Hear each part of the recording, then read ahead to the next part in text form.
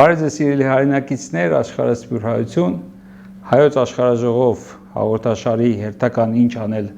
հաղորդման հյուրը կրկին մեր Էդգար Մակարյանն է, աշխարհաժողով շարժման խորհրդի անդամ, բարև եկել Էդգար ջան։ Շնորհակալ եմ։ Այսօր ուզում եմ մի փոքր զրուցենք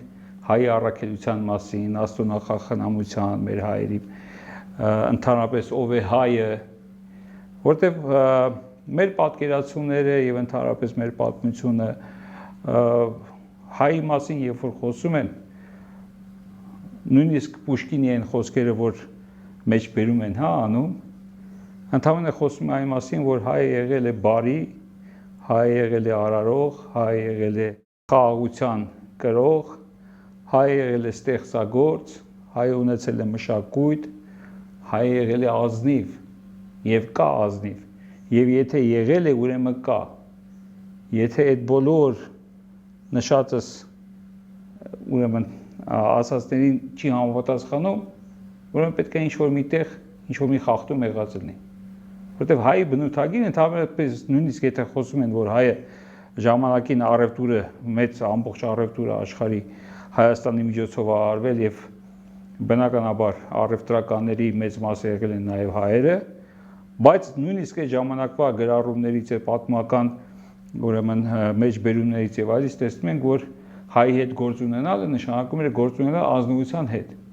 Ոչ թե այսօր ընդունված գցող, խափող, չգիտեմ, ռուսերեն բառը, շուստրի, չէ, այդ չի հայ եղել։ Կուզեմ, որ հայի առաքելության մասին սկսենք խոսել։ Այո, թերևս հայի առաքելության թեման կարծում եմ որքան գնա, այնքան ավելի առաջնային թեմա է դառնալու եւ ուշ թե շուտ բոլորի շուրթերից դա հնչելու է եւ որոնման, այսպես բոլորի գաղափարական, հոգեվոր, փիլիսոփայական որոնման աղբյուրը լինելու է հայի առաքելությունը, որքան էլ տարօրինակ չթվա այսօր, ինչու որտեղ վերջին ընտրությունները եկան հենց հուշելու այն, որ բոլոր քաղաքական գործիքակազմերը, որոնք կային, որոնցով պետք է հասարակական, պետական, ազգային կյանքը կառուցվեր եւ դրանով այսպես ասած զարգանար, բանից պարզվեցին, որ այդ բոլոր գործիքակազմերը քաղաքական սնանկ են իրենք իրենցով ազգային, պետական կյանքը կառուցելու համար եւ հիմա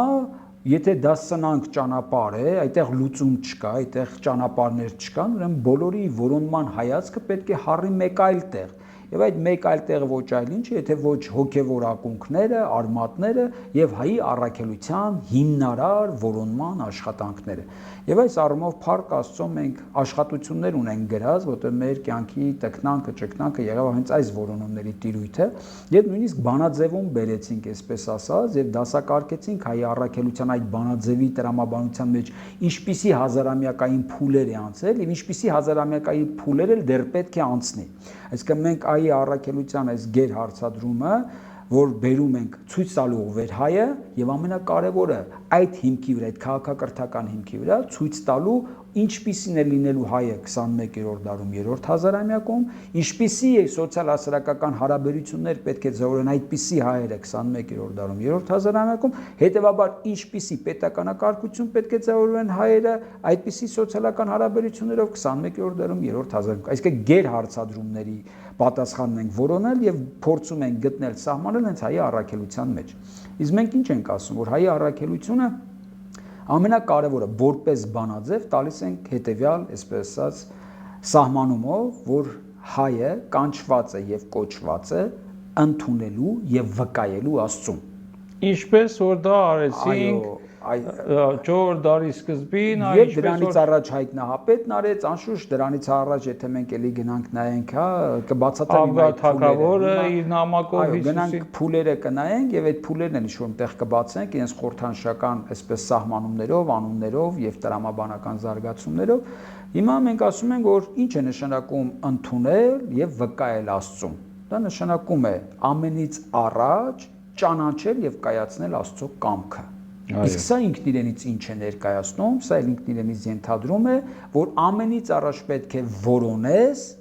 եւ արարես Աստծո արքայությունն ու նրա արդարությունը։ Այսինքն այս բանաձևը հազարամյակների մեջ կա, եղել է ու կլինի հայոց քաղաքակրթական կոդը, բանալին, Սա է մեր քաղաքակրթական էության բանաձևը։ Հազարամյակների մեջ թե հայոց ազգը ինչպիսի հոգևոր հասունություն ունի այն ճանաչելու եւ կյանքի կոչելու, սա ուրիշ հարց է եւ անշուշտ իր հոգևոր հասունացման ընթացքում նա ավելի է մոտենալու այս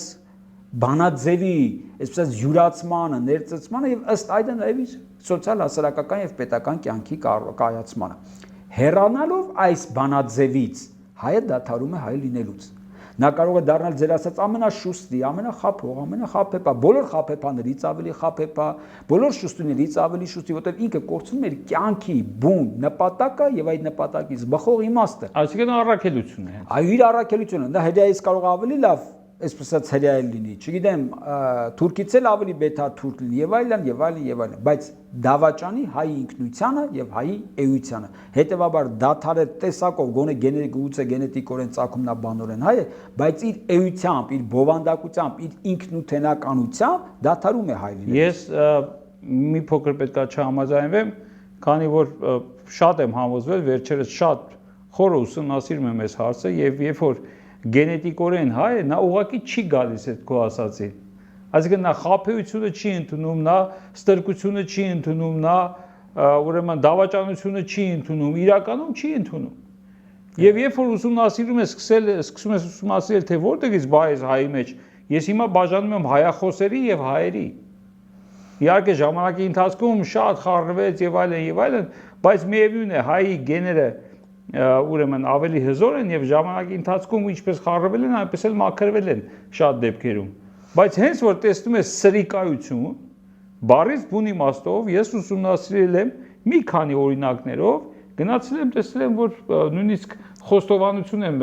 մի քանիսից ստացել իրենց արմատների ուրեմն այլ լինելու հետ կապված։ Այստեղ խնդիրը որն է։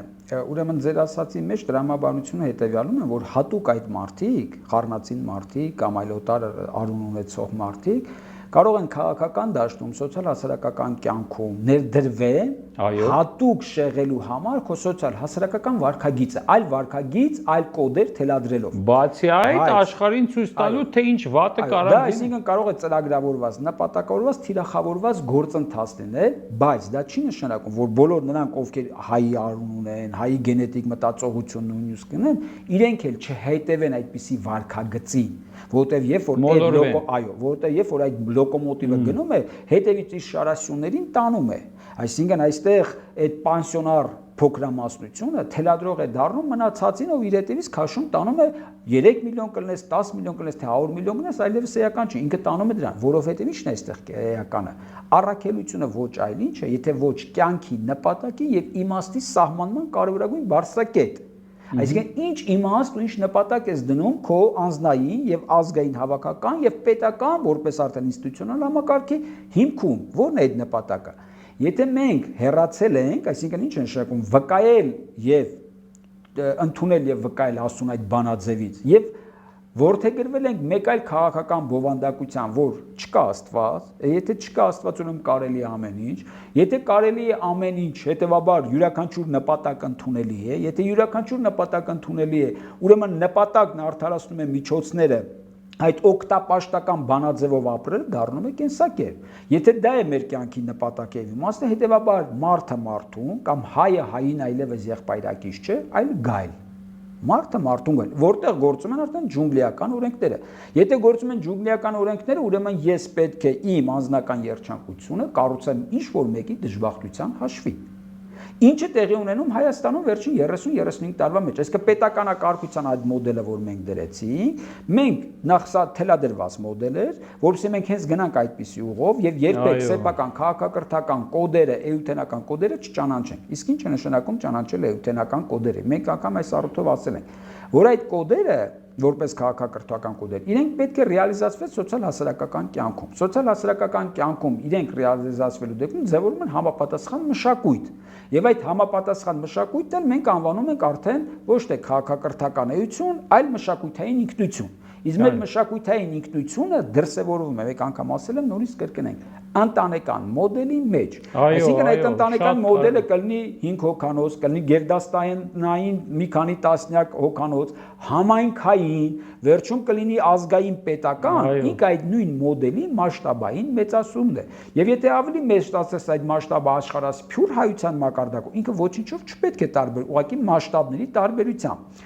Եվ աշխարհագրությունը փոխելով էլ նա իր տրամաբանությունը չպետք է փոխվի, որովհետև ըստ էության նա մնում է նույնը։ Ընտանեկան հարաբերություններ։ Ինչ է նշանակում ընտանեկան հարաբերություններ, դա ամենից առաջ արդարության հիմքի վրա։ Այն ինչի մասին խոսում ենք, որ հա վերեցինք, հա, ասեցինք ընդունել եւ վկայել Աստծուն, ճանաչել եւ կայացնել Աստծո կամքը, վերջում էլ եկանք ասեցինք Աստծո արքայության եւ նրա արդարության որոնումը։ Արդարությունը որտեղ է ընտանեկան հարաբերության մեջ։ Ինչու որտեղ այդտեղ է միայն հոգեվոր եղբայրությունը հնարավոր, հոգեվոր եղբայրության հիմքի վրա հավասարությունը հնարավոր, հետեւաբար նաեւ արդեն արդարություն հնարավոր։ Ինչու՞։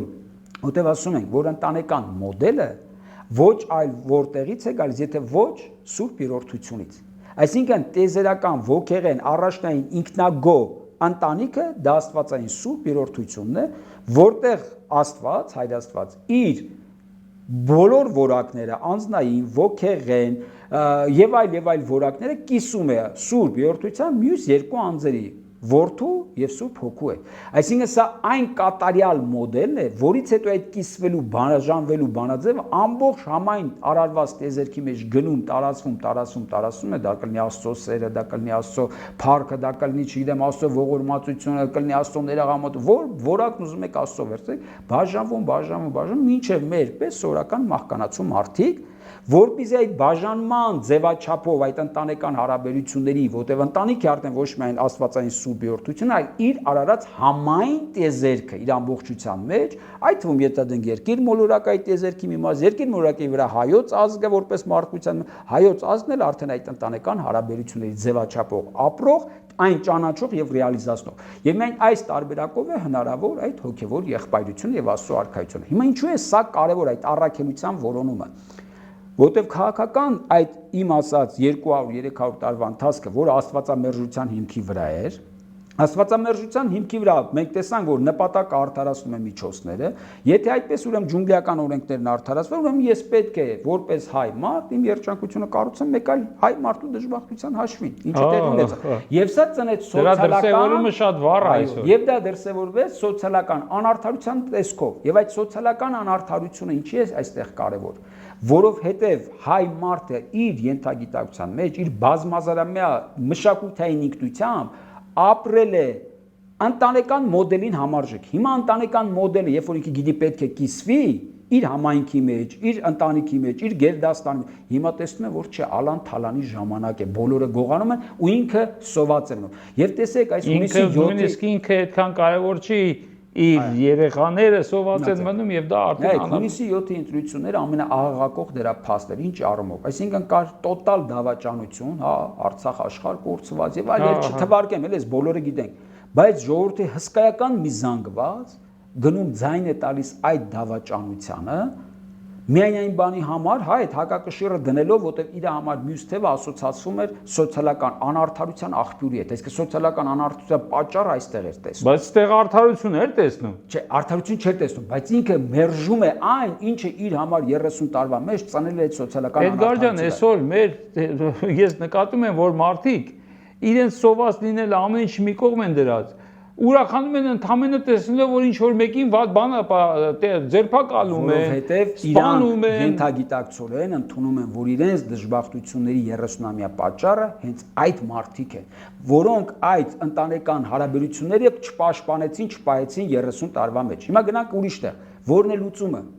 Խնդիրը հենց այստեղ է, մեզ այսքան բացատրում են, որպեսզի մենք քաղաքական ալգորիթմներից դուրս որոնենք այլ հոգևոր քաղաքակրթական ալգորիթմներ եւ նոր հասարակական հարաբերություններ ձևավորենք, նոր հասարակական հարաբերությունների արդյունքում նոր պետականակարգություն հիմնենք։ Իսկ որտեղ է այստեղ։ Ասացին, որ քաղաքական ալգորիթմները լուծում չունեն, ավելին քաղաքացիական հասարակությունը որպես այդպիսին Հայաստանի Հանրապետությունում չկայացավ, հետևաբար ինքը որպես կառույց չվերաճեց կամ չդրսևորվեց որպես ընտանեկան հարաբերություններ։ Հիմնարար խնդիրը կայանում է այստեղ։ Ինչու, որտեղ ասենք Հայաստանի Հանրապետությունը ձևավորվեց որպես օտար պրոյեկտի մի մաս, այսինքն սովետական միությունը փլուզելու հետևանք, սովետական միությունը փլուզելու հետևանքով պետք է առաջանային հանրապետություններ, որոնք պետք է դառնային նեոգաղութային համակարգի մի մաս, Ալան Թալանի համար համաշխարհային մեծ օլիգարխիկ կապիտալի համար իրենց տեղական նշանակված օլիգարխիկ համակարգով։ Այսինքն սա համակարգի մի ամբողջ մաս է, որտեղ պետք է խախտվեր ընտանեկան հայկական մոդելը եւ անարդարության հիմքի վրա ձևավորվեր նոր իրականություն, որտեղ քաղաքացիական հասարակությունն այլևս հնարավորություն չուներ ձևավորվելու որպես նոր կառույց, ընտանեկան նոր մոդել, ավելին այն դեպքում, երբ այդ քաղաքացիական հասարակությունը սկսեց ձևավորվել օտար գրանտների հաշվին, դետոնացիոն դինամիկ դրվեց Հայաստանի հասարակության տակ գունավոր հեղափոխությունների համար։ Այսինքն այդ ամբողջ քաղաքացիական հասարակություն ասածը ձևավորում էր դրսի ուժերի համար գունավոր հեղափոխությունների համար։ Այսինքն այս մթնոլորտը, այս իրականությունը չի համապատասխանում ոչ մի կերպ հայոց քաղաքակրթական էությանը, ճանաչել Աստծուն եւ այլն, եւ հայոց մշակութային ինքնության, այսինքն ընտանեկան գերդաստանային այս մոդելին չի հասկանալի է, Էդգար ջան։ Հիմա անցում։ Որն է լուծումը, որն է այն նոր մոդելը, որին պետք է անցնի։ Մենք այստեղ ասում ենք, քաղաքական ինքնության դարաշրջանը փակվում է, գալիս է հոգևոր ինքնության շրջան, դարաշրջան։ Հոգևոր ինքնության դարաշրջանը ունի իր գաղտնաբառերը եւ իր կոդերը։ Եթե մինչեւ քաղաքական ինքնությանը մենք բաժանում ենք, որ կար կրոնական ինքնություն եւ այդ կրոնական ինքնության կարևոր բաղադրիչը բարոյագիտությունն է, իսկ բարոյական հիմքի վրա են ձևավորում, իսկ կրոնական բարոյական հիմքի վրա է ձևավորում հասարակական հարաբերությունները մարդ ընտանիք, մարդ գերդաստան, մարդ համայնք, մարդ ազգ, մարդ պետություն, նույնիսկ մարդ թագավոր ենթադրենք եւ այդպես շարունակ քաղաքական ինքնության ժամանակ արդեն քաղաքական գաղափարախոսական բովանդակություններն էին ձևորում մարդ հասարակություն, այսինքն որը ձևորում արդեն քաղաքացիական հասարակություն եւ այլ, այսինքն այս հարաբերություններն են։ Հիմա մենք ասում ենք այս դարաշրջաններն է բացվում, եկել է հոգևոր ինքնության եւ արդարակարգային բովանդակության դարաշրջանը, որտեղ հարաբերությունները պետք է ձևավորեն մարդ հասարակություն, մարդ պետություն, մարդ ազգ, մարդկություն, մարդ բնություն, մարդ եզեր եւ մարդ Աստված պետք է ձևավորվեն հոգևոր արդարակարգային բովանդակության վրա։ Արդարակարգային բովանդակությունը բերում է, որ ինչն է այստեղ խնդիրը, որ մարդը հոգևոր էակ է, հոգևոր էակների հարաբերության դաշտը հոգևոր եղբայրության ստանդարտն է եւ իրականությունը, որը Աստծո մեր պարագայում սուրբ յորթության այդ տեզերական ոգեղեն ինքնագող ընտանիքի մոդելն է երկիր մոլորակի վրա։ Էդգար ջան, հիմա մենք եկել ենք ասել ենք, հենց ես շատ եմ այս մասին խոսացել, որ մենք կռապաշտությունից անցանք քրիստոնեության, հետո կամաց հետ գնացինք կռապաշտության։ Եվ հենց այդ կռապաշտությունը քո ասած Աստծո ուրեմն խորհրդից հեռանալով, գնալով մարդը արածին ամեն մեկը իր կուրքը ստեղծելով, շատ դեպքերում նույնիսկ կարևոր չէ որ այդ կուրքը մարդ լինի, այսօր օրինակ Թակերը հայտնի ժուրնալիստ խոսում էր, ասում էր որ այս հարուստները, որ աշխարհը այսօր գրավել են, իրանք իրականում հարստության հետևից չի էս մրցավազքի, իրանք ոչ թե իրանք արդեն այնքան են կուտակել, որ եթե ուզենան էլ իրենց մի քանի սերունդներով այդ կուտակածը ծախսեն, վատնեն, բաժանեն, ինչ անեն, ուղղակի ֆիզիկապես հնարավոր չի դրանից բրծնել։ Այսինքն իրանք միշտ մնալու են, այսինքն այստեղ հարցը նույնիսկ իրենց անձի, իրենց ազգի, իրենց ուրեմն ներ ընտանիքի ոչ թե հարստանալու, գնալով շարունակելու ագահության բանն է, այստեղ ինքը մի ուրիշ բան էր ասում, իսկ միգուցե ընդունելի է, որ նրանք հենց եկել են չարի կողմից եւ չարը իրականացնել։ Այսինքն հիմա նույնը բերենք պրոյեկտենք Հայաստան։ Ես չեմ կարծում, որ հենց այնպես այս ատելությունը բերվեց մցրեց մեր ազգի մեջ։ Հենց այդ ատելությունն էլ բերեց կռապաշտության ավելի ցայտուն արտահայտության։ Տեսեք, այսօր դու խոսում ես հոգևոր եղբայրության, ընտանիքի եւ այլի մասին, այսօր ընտանիքները կարողացան մարդիկ բաժանել հորը, որդուց, մորը, դուստրից եղբայրները թշնամի են դարձել, որ ուզում ես մտածես ինչի համար, զարմանքդ գալիս է, ինչ որ մեկ ուրիշ մեկի կուրքը սա է, մեկի կուրքը նա է, եւ հետ կուրքերի պատերազմ է գնում։ Իրական հայերը, օրինակ, այդպես չեն մտածում։ Կարող է ապրեն Ֆրանսիայում, տեսել եք, որ այնտեղից հիմնականում դրսից այդ ատելությունը նույնպես կապ չունի, թե որտեղ է ինքը ապրում, հայախոսը։ Ինքը այնտեղից, եթե ինքը գովաբանում ասում է, որ սա աշխարհի վերջն է, հրաշք է, վերջապես փրկությունն է եկել, իրենց ասածով Հիսուսն է, չէ՞, ինչի՞ չեն վազելով գալիս ու այդ Հիսուսի հետ ապրում, չէ՞։ Այսինքն իրանց ընդհանրապես հետաքրքրում է, որ այստեղ ինչքան վատ լինի, այնքան իրենք դրանով սնվում են եւ դրանով ուրախանում են։ Ցավը նրանում է, օրինակ ես այս իշխանության, այս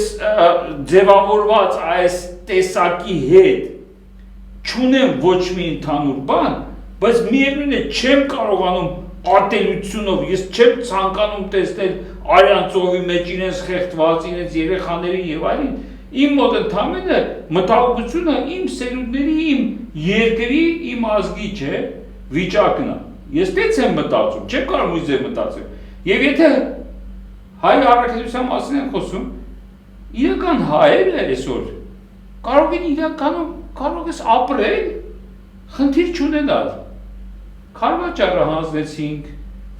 ակնան հանձնեցին, ջրականը հանձնեցին, Ստեփանակերտը հանձնեցին։ Իմ բյուրեղաբանի տունը կա, գործս ունեմ, չէ, լավ ուտում խմում եմ, ապահոված եմ, ինչ անենք ասենք Ստեփանակերտը հանձնեցին եւ այլ։ Բայց իրական հայ այդպես չի մտածում, որտեղ դա էլ է Աստծո շնորհքը։ Մեզ Աստծո կողմից մեր պապերի շահած, որ ասում է երկի մեջ։ Այ մենք դրանով ենք, դե ցավը ապրում ենք, ոչ թե նրանից, որ այսօր ապրելու հնարավորություն չունենք, փառք Աստծո, շատ-շատերից էլ լավ ապրելու հնարավորություն ունենք, բայց ինչի չեն կարող հանգստանալ, որտեղ հենց հայ ենք, եւ հայ առաքելության մեջ նաեւ մտնում է իմ կարծիքով, այն հողը, որ Աստված մեզ տվել է, որից որ մեզ ծնել է, որ այդ հողը պատկանի հենց մեզ հավատացյալ հայ ազգին, եւ մենք հետ կանք ասում, կռապաշտությունից հրաժարվենք, 4 կողմը կռապաշտություն, կարևոր չի այսօր, անպայման չի, որ իշխանական, այնպես նաեւ ընդդիմադիր դաշտում կան կռապաշտներ, շատ։ Արդյոք մենք կարողանալու ենք ձերբազատվել այդ կռապաշտությունից եւ հետ գալ գոնե այն դաշտը, որ հետո մենք խոսենք Աստծուց, հավատքից, ընտանիքից, եղբայրությունից, կարողանալու ենք հասարակությունը հետ բերել այդտեղ։ Ուրեմն, ինչպես ավետարանն է ասում, երկու տիրոջ չեն կարող ծառայել, այս ինչպես ասացի, ներկա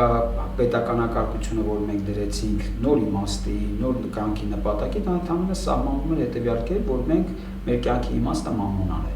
կյանքի նպատակը մամոնան, այսինքն առաջնային կուրքը դա փողն է, մամոնան, այսինքն Աստված փոխարինվեց մամոնայով, հետևաբար վերջնաարդյունքն է, վերջնահետևանքն պետք է լիներ այն, ինչ եղավ։ Հիմա մեր խնդիրը հենց այդտեղ է, որ երկու տիրոջ չես կարող ծառայել, կամ Աստծուն, կամ Մամոնային։ Մամոնայի ծառայությունը բերեց այս անկմանը, եւ այս անկումը շարունակվելու է, եւ նրան վերջ չկա, մինչեւ գիտակցության չգան, որ մենք մեր առաքելության կրողն ենք, եւ այդ առաքելությունն արդեն սահմանեցին, որ հենց Աստվածային արարչության ճանաչողության խնդիրը եւ նրա կամքի կայացումն է հայկական միջավայրում, հայոց հողի վրա, հետո ամբողջ աշխարհում է։ Ինչ վերաբերում է հայոց հողին տեր լինելուն, այո, դա կարևորագույն առաքելություն է, որտեղ եթե խոսում ենք ընտանիքից, ընտանիքը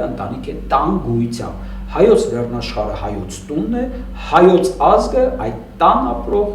ընտանիքն է, որտեղ ընտանիքի ողջ հարստությունը պատկանում է ընտանիքի անդամներին որպես հավասարաչափ սեփականություն։ Սա փիլիսոփայություն է եւ սոցիալ-հասարակական կյանքի կազմակերպման նոր բանաձև է եւ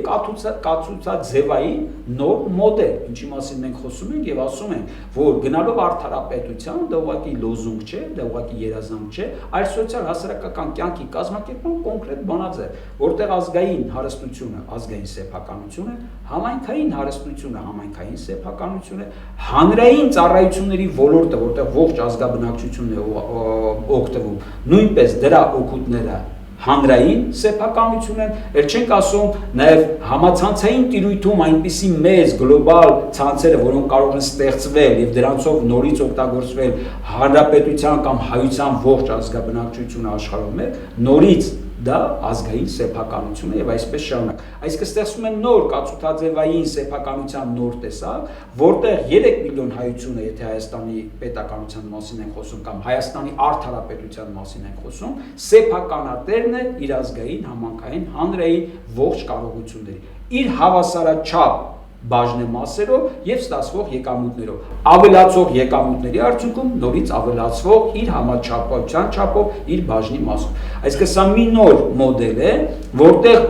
այն ինչ խոսում ենք որպես տիեզերական ինքնագոհ ընտանիք, մինչև սոցիալ-հասարակական կյանքի կազմակերպման պարզունակ տնտեսակարգային ձևաչափ գործում է, որը անշուշտ պետք է բերի նոր քաղաքականությունն էլ պետք է բերի նոր եւ տնտեսվարումը պետք է բերի նոր կառավարման ձև, ինչի մասին մենք խոսում ենք որպես արդեն աշխարհաժողովային մոդել, ի տարբերություն ներկայիս, այսպես ասած, արևմտյան ժողովրդավարության, որը ժողովը չի սահմանափակվում այդ 3 միլիոնով, ճիշտ է։ Անշուշտ, որտեղ դա ունի եռաչափ առնվազն մակարդակ, առաջին մակարդակը Հայաստանի արդարապետության մեջ ինքը որպես ավելի փոքր մոդել կորարվում է իր աշխարհագրության մեջ։ Այսօր այդ աշխարհագրությունը 30,000 քառակուսի եւ աղա 40, մյուս օրը 400,000 թե ավելին եւ 3 միլիոն, 10 միլիոն թե 100 միլիոն այդ տարածության վրա իր ողջ ազգային բնակչությամբ աշխարհաժողով եւ աշխարհաժողովը հայոց աշխարհաժողով ավելի լայն ընդգրկուն իմաստով մոլորակային մասշտաբով ընդհանրապես սփռված ողջ հայության տիրույթով որպես որ ինքնակազմակերպման եւ ինքնակառավարման քաղաքակրթական պետություն, ինչի մասին մենք խոսում ենք արդեն եւ այդ դրա մասին նորից գիտական գրքեր են գրել եւ աստծո հաջողությամբ կներկայացնենք մեր հանրության դատին, որպես ոչ թե զուտ Հայաստանի Հանրապետություն, այլ նաեւ որպես հայք քաղաքակրթական պետություն, սա կարևոր է նշել, որտեղ նորից կառավարման մոդելը կվերաճի աշխարհաժողովային մոդելի համասփյուր հայության իր մեջ ընդգրկելով։ Անշուշտ, եթե սա մեզ հաջողվի պատմական էվոլյուցիոն ընթացքում կայացնելու, պետք է հասկանանք, որ այսօր ինչպես Հայաստանի Հանրապետությունում մեռնում են հին աշխարհակարգի մոդել հանդիսացող կառավարման ձևերը, այդ նույն մոդելը ավելի մեծ մասշտաբով ՄԱԿ-ը կլինի, թե մեկ այլ ձևաչափի համակարգեր, միջազգային կառավարում, նրանք նույնպես մեռնում են վկան նրանց անգործությունը աշխարհում տեղի ունեցող ողբերգությունների հանդեպ, հետևաբար աշխարհաժողովի համաշխարհային մասշտաբով գալու է նոր ձևաչափ, որը փոխարինելու է ՄԱԿ-ին։ Եթե մենք սա կայացնենք Հայաստանում եւ ողջ հայության մեջ, դրա այսպիսած հեղինակները համաշխարհային մասշտաբով նորից կլինենք մենք։ Այնպես որ դա նույնպես առաքելություն է։ Ես հավատացած եմ, որ դա այդպես ֆանտազիայի ժանրից չի, որովհետեւ երբ որ ժամանակին ասեն, երբ որ Հայաստանը ընդունում էր քրիստոնեությունը որպես պետական կրոն, ասեի, որ այսօր արդեն քաղաքագիտ կոչված աշխարհը, այսպես հերթով տարի հարյուրամյակների ընթացքում հերթով կընդունեն եւ դա կհամարվի քաղաքակրթության ամենաբարձր աստիճանը, կասեին ոնց է այդպես բան հնարավոր է, չէ՞, այն ժամանակ էլ ես կասեին ոնց է այդպիսի բան հնարավոր, եւ հիմա էլ ինչու՞ չէ, այո, կարող է հայ ազգը, տեսեք, աշխարհում կա երկու ցանցային ազգ, հա, այդպես եթե ճիշտ է խոսենք, մեկը հրեաներն են, ցանցային ազգերն եւ երկրորդը հայերն են։ Հրեաները հոյակապ օգտվում են իրենց հետ, դա առավելություն է, դա մեծ առավելություն է։ Ցանցային ազգերն դա մեծ առավելություն է այսօրվա աշխարհում, համացանցը որ ստեղծվել է, չէ՞, տեսեք համացանցը ո՞նց է աշխարհը գրավում։ Հենց այդ ցանց կողջեցյալ է, իսկ մենք դա ունեցել ենք հազարամյակներ, ցանցային ազգ լինելով Եղևնը եւ մնացած ուրեմն բոլոր այդ պատերազմները, այդ կոտորածները եւ այլն նպաստել են իհարկե դրան, որ մենք վերածվել ենք ցանցային ազգի, բայց հետո փոխանակ օգտագործենք դա։ Մենք դա ընդհակառակը նույնիսկ շատ դեպքերում աշխատել է մեր դեմ։ Ժամանակին սովետական միության ժամանակ նույնիսկ երբ որ այսպես կոչված երկաթե վարակույրի հետևում են գտնում եւ այլն, ընդունված էր աշխարհով մեկ, որ հայերը ձեր ասացի նման պարոն Մակարյան, այնքան ընտանիքի նման են, որ դրսում երկու հայ հանդիպում են, ոնց որ հարազատ եղբայրներ լինեն։ Այսօր մենք ներսում հարևանը հարևանի հետ թշնամուց ավել ուրեմն ատելություն կա մարդկանց մեջ։ Եվ նորից եմ ասում, եղբայրների մեջ։ Հիմա տեսեք, ես ձեզ մի առաքելություն ասեմ, այդ թշնամանքը մենք տեսնում ենք, այդ թշնամանքը տեսնում են եւ աշխարհը։ Եվ աշխարհը կարող է, այսպես վերդիկտ, դատավճիռ կայացածի, որ արդեն հայերին փրկել հնարավոր չէ, որտեղ իրենք այդ խորատելության թշնամանքի մեջ գնում են ինքնա ոչինչ ասում։ Եվ եթե հանկարծ հայերը անում են քաղաքակրթական նոր քայլ, եւ ինչպես ասեցի քրիստոնեության ժամանակ քաղաքակրթական նորացումի ճանապարհը բռնեն, հիմա էլ իմ ասած, այս արդարակարգային մոդելով որպես հոգևոր բովանդակությամբ գնան այդ քաղաքակրթական ձյու քայլը անելու, հանկարծ աշխարհը կհասկանա, որ հայերը հերթական անգամ իրենց հանճարը գործադրեցին եւ քաղաքակրթական ապագայի տեսլականը սահմանեցին եւ ուղենշեցին եւ այդ արահետով քայլեցին։ Սա է մեր առաքելություններից մեկը հենց հիմա կոնկրետ մեր օրերում, մեր ժամանակներում, այնպես որ ես հավատացած եմ այս ճանապարհին, եթե հետո թեմաները եւ առիթներն են, մենք խոսենք, թե ինչպես է դա հնարավոր իրականացնել։ Այս պայն ասենք, որ մենք անկախ բոլոր բացասական հետևանքների իրավիճակների, որտեղ այդ բացասական իրավիճակները մեզ ստիպում են, պարտադրում են գնալ քաղաքակրթական այս լուծման ճանապարհով, հակառակ դեպքում մենք կմնայինք դեռ հունիսի 7-ի քաղաքական լուծումների տրամաբանության մեջ։ Հունիսի 7-ը եկավ մեզ ապացուցելու, որ այդպիսի ճանապարհ այլևս փակ է, այդ ճանապարհով չգնանք։ Գնացեք քաղաքակրթական նորացումի ճանապարհով, որի մասին մենք կներկայացնենք նաև մեր աշխատությունները որպես քաղաքակրթական հայք, քաղաքակրթական պետության մոդել, որը այո կարող է վերափոխել եւ մեր ներկան, եւ մեր ապագան, ինչու՞ չէ նաև վերաֆորմատավորել համամոլորակային կյանքը։ Շատ կարևոր թեմա է այսօր, իհարկե ժամանակը մեր սահմանափակ է, բայց մենք շարունակական խոսենք հայ առաքելության, հայ ով լինելու եւ հայի ուրեմն նպատակների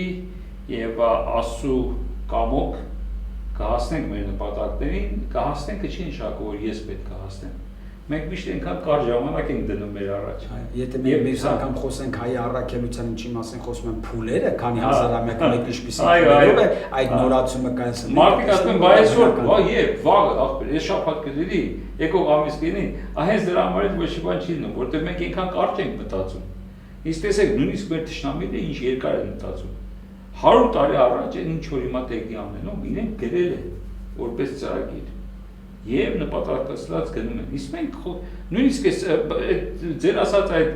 կուսակցական այդ համակարգը նույնիսկ այսօր 5 տարի մասին չի խոսում։ Տեսեք ինչերի մասին են խոսում։ Մարդ են նստած դերուսան են ավելի նա հունիսի 7-ից 1 օր հետո չգիտեր ինչ պետք է անել։ Հա, հաջորդ օրը չգիտեն ինչ են անել։ Շատ հաճելի էր, պարոն Մակարյան, Աստծո օգնությամբ թող Աստված մեզ առաջնորդի, որտեղ չկա ուրիշ արդարություն, արդարապետության հասնելու միակ ճանապարհը Աստծո միջոցով է։ Շնորհակալություն, կհանդիպենք շուտով։ Շնորհակալություն, կհանդիպենք եկող շաբաթ։